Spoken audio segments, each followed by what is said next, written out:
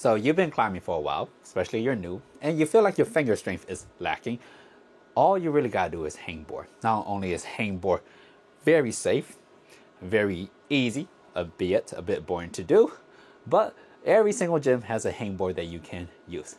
In this video, I'm gonna talk about how to progress your way to not being able to hang off of 20 millimeters with your feet off the ground to be able to hang off 20 millimeters with your feet off the ground. First things first, what not to do to build finger strength, especially if you're a newer climber. Don't spray wall, don't moonboard, don't do any type of board climbing, because board climbing is very finger intensive. It promotes a lot of foot cut loose, and when you cut loose and all your weight is on one hand and your finger slides just slightly wrong, that could cause major injury to your finger. So especially if you're new, even if you're new, I would recommend do not do any form of board climbing, especially if you can't even hang off the 20 millimeter edge with your feet off the ground.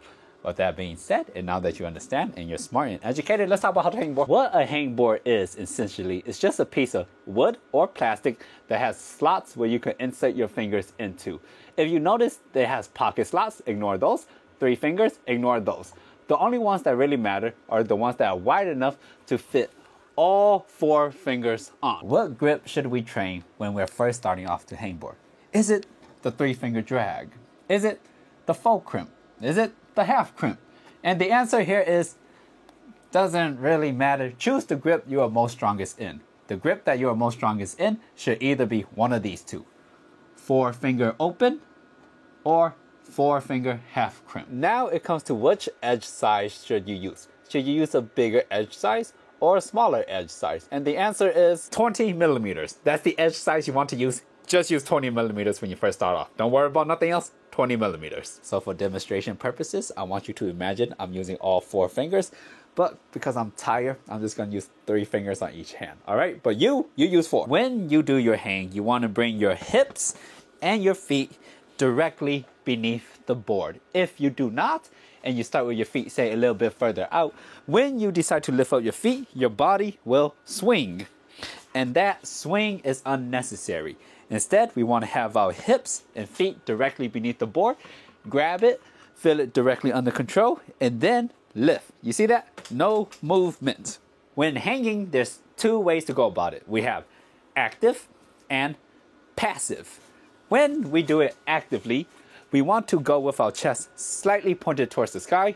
Elbows and arms are going to have a slight small bend to them, so we're like this. Observe. When I'm being active, my chest is towards the sky, and I'm going to have a slight bend in my arms, and my upper back is going to be nice and contracted. Active. When we go ahead and do it passively, our shoulders are going to be shrugged up high, as if we're pushing the earth above us. Our body is going to be more or less as straight as we can, and our arms will also be straight. So if I'm doing it passively, I'm looking like this. You might be wondering which one is better, which one is safer. And the answer here is do the one that's most comfortable for you. Because you're just starting off, we want to focus on all your strengths and building those up until it has a nice foundational level. And then from there, we'll work on all your weaknesses. So right now, just go for the one that's most comfortable for you. Try them both out. Welcome as we enter the workout portion. Let's get started. So if you can't even lift yourself off of the ground, that's not a problem. We want to keep your feet on the ground.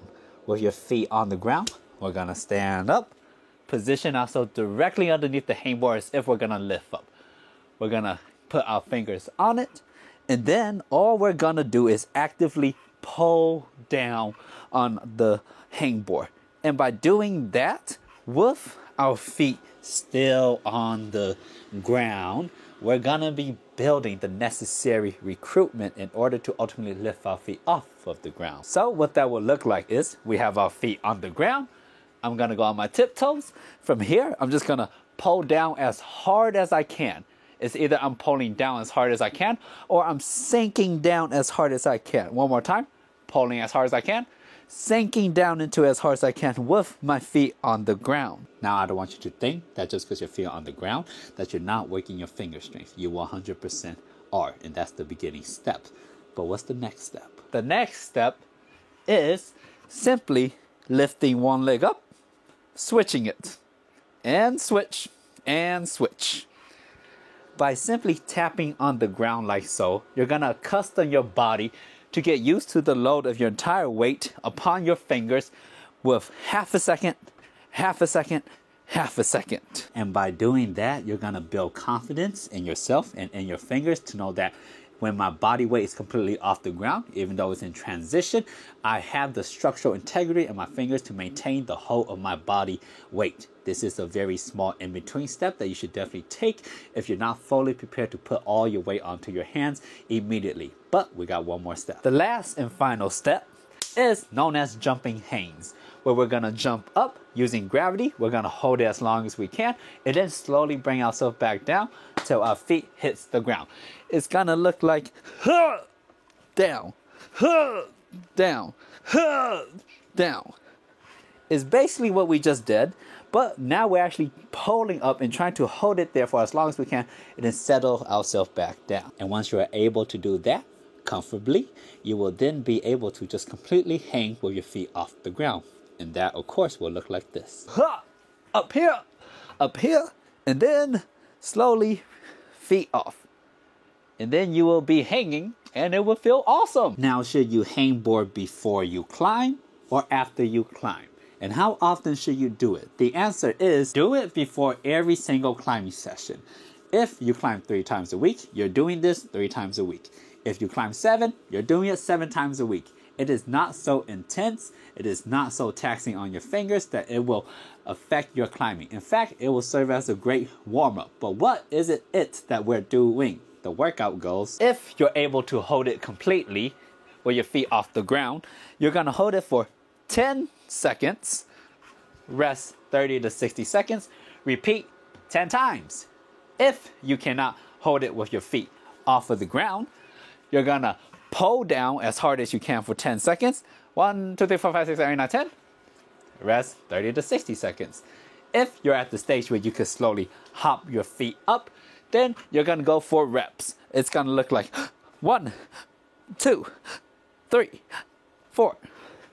If you're able to actually pull up and hold it, it's gonna be the exact same thing for reps, looking like 1, 2, 3.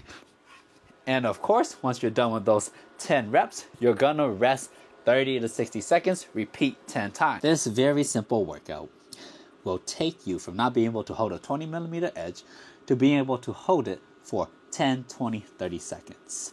Once you're able to do that, you're going to feel the strength and confidence in your fingers skyrocket whenever you're on the wall. Small crimps will now just be normal holds, and you will start to understand that training, especially when you first start off, is very beneficial for you as a newer climber. And that while climbing is, yes, first and foremost, a technique-based activity, having strong fingers is a must if you want to improve your level of climb.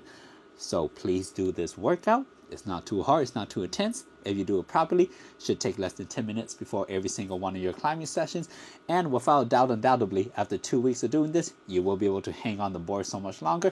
And your climbing in the commercial gym set era will improve drastically, and you will feel stronger and healthier fingers than ever. Good luck.